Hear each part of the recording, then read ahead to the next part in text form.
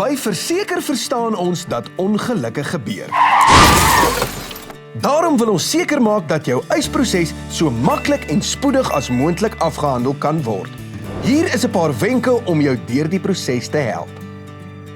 Maak seker dat jy die insident binne 48 uur by jou naaste polisiekantoor aanmeld. Jy kort 'n saaknommer vanaf die polisie voor ons jou eis kan begin verwerk. Dien jou eis binne 30 dae by ons in deur ons te skakel by 0861 47 7911. Onthou dat dit uiters belangrik is om altyd ware en volle inligting aan ons oor te dra.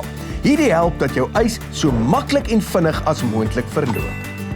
Neem foto's so ver moontlik, veral op die ongelukstoneel, sowel as registrasienommers, padtekens en straatname. Maak 'n nota van al die inligting van enige derde partye wat betrokke was by die ongeluk. Moet geen herstelwerk doen sonder om eers met ons te praat nie. Onthou, bel ons so gou as moontlik na die insident en ons sal jou stap vir stap deur die proses vat om jou eis so maklik en pynloos as moontlik te maak. Moenie bekommer nie. By verseker is jy in veilige hande.